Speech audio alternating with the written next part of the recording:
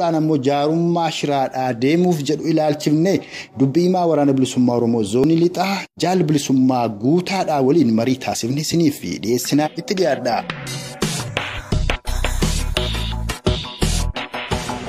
Dubbii himaa waraana bilisummaa Oromoo zoonii lixaadhaa jaal bilisummaa afeerraa raadiyoo sagalee walabummaa Oromiyaa fudhattanii isaa irratti nu argamuu keessaniif maqaa dhaggeeffattoota keenyaan galatooma.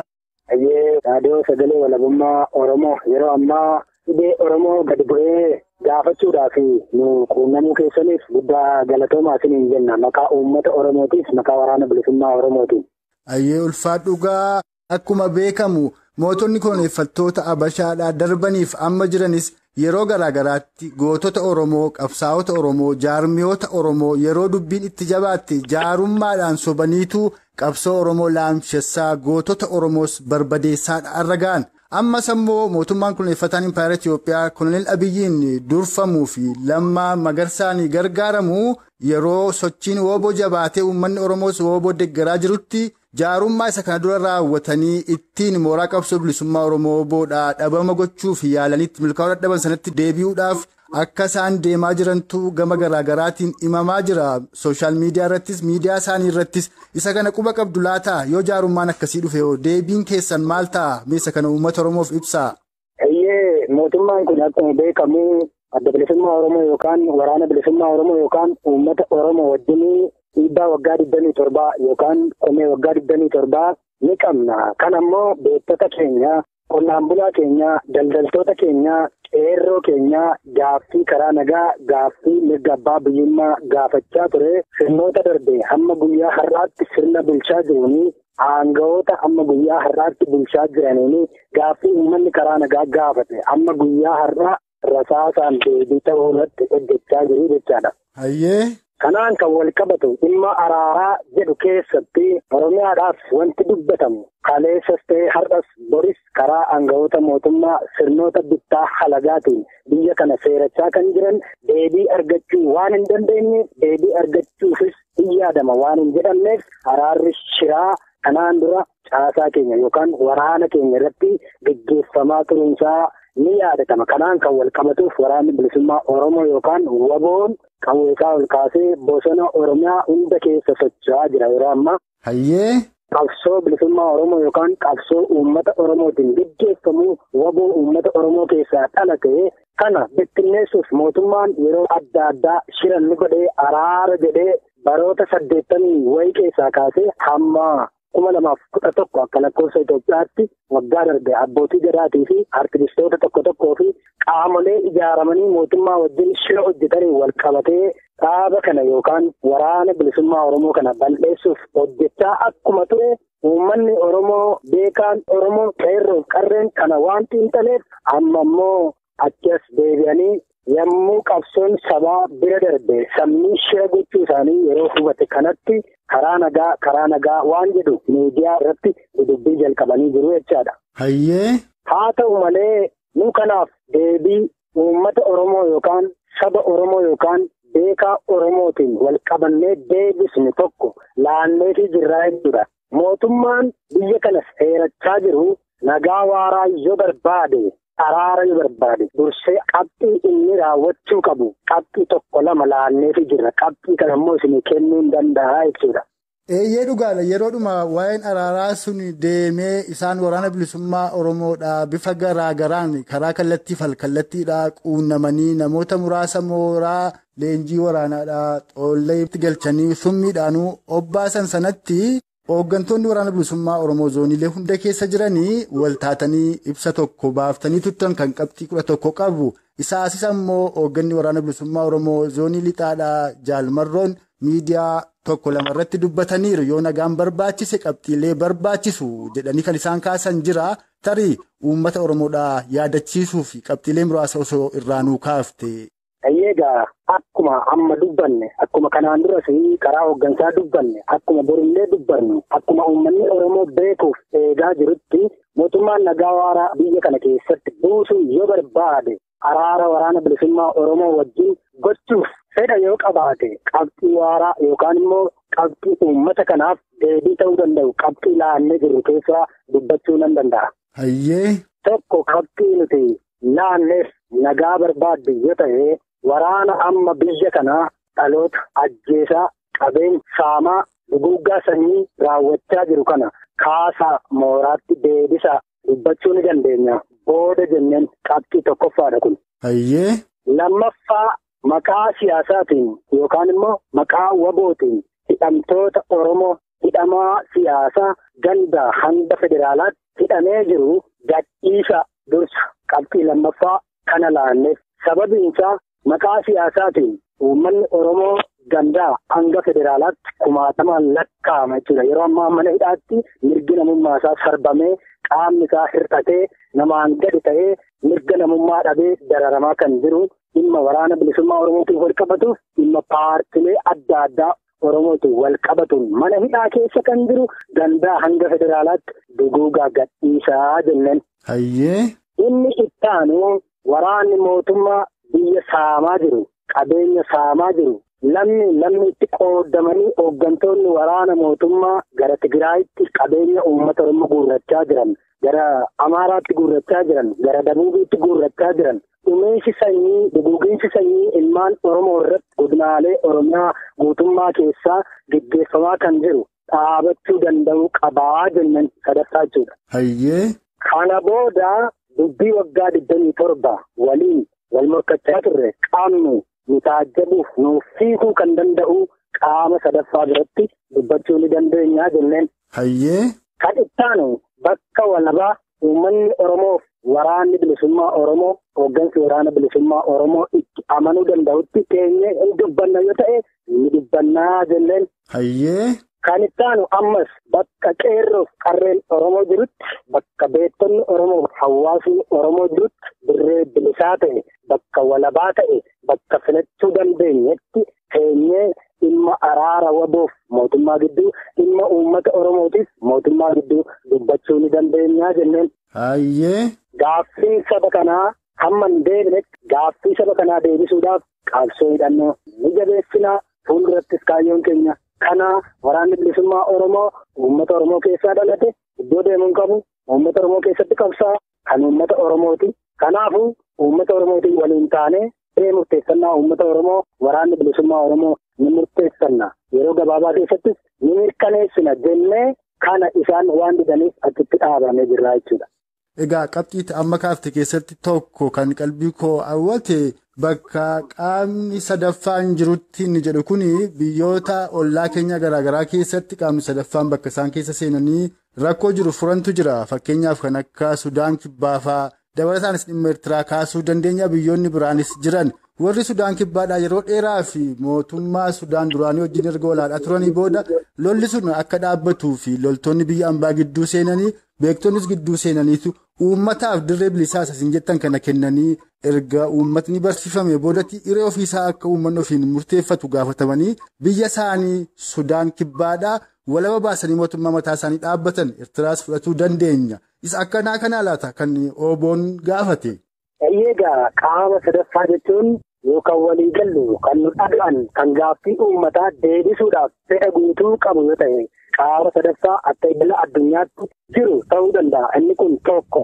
Inni lammaffaa immoo qaama sadaffaa biyyoota ollaa Itoophiyaa jiran keessaa nuti lafa barbaannee dhimma kana gadi fageenyaan ilaalanii ni taajjabuu fi waadaan walii galluu ragaa nuu ta'uu kan danda'anii jechuu keenyaadha jechuudha.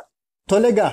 Yeroo garaagaraatti yaaliin kun godhameera garuu hin taane isaan kana raawwatanii yeroo qabsoon bilisummaa Oromoo jabaatu mooraan qabsoo bilisummaa Oromoo keessumaa Oboon yeroo jabaatu yeroo qeerroof qarreen Oromoo itti dammaqu yeroo kokkeen isaan qabamtee impaayerri isaan faarsan jiguu jala geessuti shira araaraatiin gadi ba'u tarii amaluma mootonni koloneeffattoota Habashaa kana dura qabaataa turaniif warri ammaa kun illee maqaa Oromootiin afaan Oromoo dubbataa aangootti ba'anii gochaa jiran kana yeroo bira qabdanii ilaaltanii warri kun kananii godhuu jettanii waan tilmaamtan qabdu yoo hin tilmaamne bakka yaadame sana galma qabsoo bilisummaa Oromoo walabummaa Oromiyaaf mootummaa birmadu Oromoof Oromiyaa gadi dhaabuudhaaf aarsaan lubbuu fi qaamaa qabeenyaadhaa guddaan itti beeksana ga'uuf maaltu godhamuu qabaa jettu. Egaa inni kun akkuma dubbatte nullee akkuma kana balaaleffannee daldaluu barachuu akka nama tokkootti jiraachuu utuu dandeenyu waraanni bilisummaa Oromoo yookaan qeerroon Oromoo kichuun bosona Oromiyaatti namni qawwee kan ol kaasuuf filateef gaaffii gaafatee deebii waan dhabeedhaaf jechuudha. Kanaaf kun sirna mootummaa darbaneera jijjiirama ni qabaata jennee iyyaannus hin amannus. Sababiin isaa heeraaf seerri mootummaan kun ittiin biyya kana seerachaa jiru kanuma kaleessa Minilikirraa achi dhufee Mallasaatti darbee amma Abiyyiif lammaadhaan dhaloota kana lafarraa duguuggaa sanyii irratti geggeessaa jirudha. Kanaaf wanti kun sanarraa adda ta'a jennee hin amannu. Kanaaf iyyuu qaama sadaffaan akka idil addunyaatti yoo dhufee taajjabe Oromiyaa keessatti Oromiyaa keessa jirra wanta ta'eef bakka qeerroof qarreen Oromoo jirutti bakka beektonni Oromoof hawaasni Oromoo jirutti dirree walabaa waraanni bilisummaa Oromoo keessa jiru irratti lafa waraanni bilisummaa Oromoo beekuuf hoogganuu danda'u irratti yoo mallattoo jabduu akka seera bila addunyaatti walii mallatteessinirraan gara kana amanuu hin dandeenyu boris amanuu hin dandeenyu jechuudha. Egaa yoo sana amanuun hin danda'amne amma bifa kamiin bakka yaadame yookaan galma qabsoo Oromoo ga'uun danda'ama akka obootti kaayyoo yookaan akeekattamii qabdu akka qeerroo bilisummaa Oromoo qarree Oromootti akkasumas akka hawaasa Oromoo bal'aattoo hawaasa Oromoo irraa maaltu eegamaa dhaamsa dhaamtuuf? Egaa qabxiin duraa galma kana ni geenya inni yaannaa galma kana ga'uudhaaf immoo itti bulchuu nu gaafata. Waraanni bilisummaa Oromoo bosona Oromiyaa guutummaa keessa gola uummata Oromoo keessa magaalaaf baadiyyaa Oromiyaa keessa jira. Kanammoo akkuma miidiyaa irratti isaan qeerroon qawwee qaccabaa fudhattee bosonatti galtee nama 5 taate waraanan jedhan turanii dubbatanii waggaa tokkoof wayii fi ciccimoo waraana isaanii nutti gadi guuraa jiran immoo jabina waraana isaaniif jabina waraana keenyaa jabina qeerroo bilisummaa Oromoo waraana bilisummaa Oromoo tilmaamnee waan arganneef yeroo gabaabaa keessatti galma ni geenyaa jennee yaanna. Inni lammaffaan uummata Oromootiif wanti annaamu amantaaf amantaa walitti buusu sirrii mootummaadhaan qabsoo uummataa kana gufachiisuuf godhamaa jiru baajata biyya alaarraa kadhatanii bifa abbootii gadaatiin jaarsolii biyyaatiin araara jedhanii gola Oromiyaa keessa deemanii saba qabsoof harka isaa ol fudhatu gufachiisu sirrii mootummaan godhaa jiru Oromoo Wallaggaa Oromoo Giddugaleessaa Oromoo Kibbaa Oromoo Kaabaa jedhanii qooddaa sirna bittaa alagaa kaleessa bara Minilik tumameen uummata kana caccabsaa kan jiran kana uummanni kun dammaqee amantaan garaagarummaa hin qabu qabeenyi garaagarummaa hin qabu siyaasa biyya kanaa gar tokkotti deebisuuf Oromoon mirga abbaa biyyummaa argachuuf akka nama tokkootti mirga namaa argatee jiraachuuf akka saba addunyaa kanarratti rabbi uumee yookaan waaqayyo uumee jiraachisuutti jiraachuudhaaf bahee galuu fi barachuudhaa fi daldalachuudhaa fi yoo gurmaa'e yoo wal dhaga'e beektota nu warri jedhan maqaa doofteerii warri baatan lektereroota warri ta'an barattoota warri ta'an daldaltoota warri ta'an qonnaan bulaa warri ta'an sabni Oromoo addunyaa kanarra jiru biyya alaa kan jiru biyya keessa kan jiru hundumtuu wal dhaga'ee karaa qabsaa'uu danda'u qabsoo siyaasaa karaa qabsaa'uu danda'u qabsoo dinagdee karaa qabsaa'uu danda'u qabsoo gaaffii karaa qabsaa'uu danda'u qabsoo hidhannoo walitti dabalee akka inni qabsaa'u waanjoo ulfaataa waggaa 150 oliif uummata Oromoo kichuu Oromoo kaayyoo Oromoo aadaaf safuu Oromoo sirni gadaa Oromoo lafarraa dhabamsiisee sichis waggoota hedduu booddeetti dhiirsi lafarraa dhabamsiisuuf shira hojjetamaa jiru kana harka mootummaan kan keessaa qabu kana dura dhaabbachuu danda'u qabadeen dhaamsa koo dabarsa.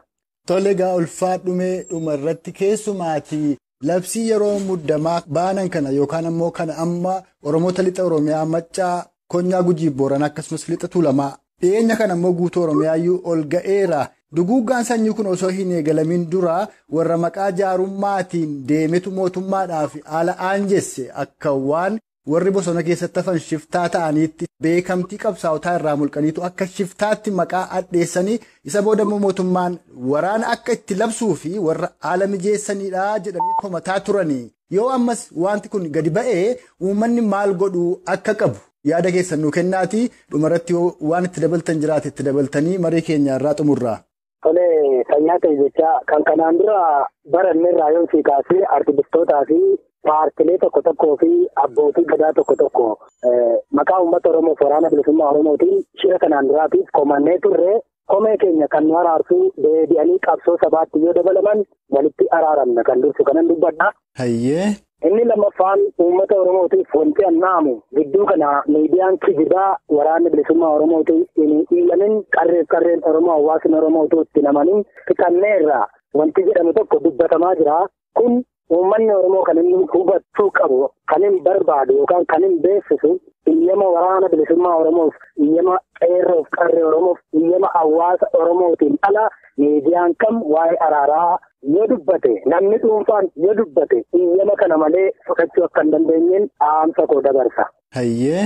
Inni sadaffaan qaamni bifa araaraatiin deemaa waboof nuyi walitti araarsaa jedhee mootummaan warra wajjin gola keessatti mari'atu gara keenyatti yookaan gara bosona Oromiyaa gara wabootti kan gadi bobbaasu iyyama waraana bilisummaa Oromoof iyyama qeerroof qarree Oromoof iyyama hawaasa Oromoo malee gara qabsoo sabaa kana gufachiisuutti bifa jaarsummaan warri deeman akka of eeggataniin dhaamsa koo dabarsa. Hayyee. Irra deebiin kanan dubbadhu ammas bakka nuyi eeyyamnu hawaasni keenya dhimma araaraan kan wal qabatu dubbatamu dhaamsa keessoo miidiyaa walabaarraa yoo dhaga'an dhugaa godhee fudhachuu danda'arraan ala miidiyaa gartokkee miidiyaa shiraa miidiyaa mootummaarraa araaramaa jirra waan jedhame shira xaxamu dura dhaabbachuu qaba qabsoo isaa finiinsuu danda'uu qaba jennarraan ala yeroo ammaa yookaan torban kana oduun adda addaa karaa mootummaatiin yookaan karaa miidiyaa mootummaan qindeeffateetiin waa'ee waboo dubbatamaa jiru keessaa quban qabnu uummanni Oromoo kan akka hubatu akka of eeggatu qabsoo fuulleffatee jiru gara fuulduraatti akka tarkaanfachiisu maqaa waraana bilisummaa Oromootiif maqaa qeerroo Oromootiin dhaamsa keenya dabarsina. Dhugaadhumatti gaa dubbiimaa waraana bilisummaa Oromoo zoonii lixaa jaal bilisummaa yaadaa fi dhaamsa keessan dhimma yeroo Oromoof Oromiyaa irratti karaa raadiyoo sagalee walabummaa Oromiyaa uummata Oromoo bal'aan geessaniif guddoon sin galatoomfadhaa anis kallattumaan uummata Oromoo nan dhageessisaa fuulduras itti deebiinsi odeeffadhaa kanarraa fayyaa ta'i.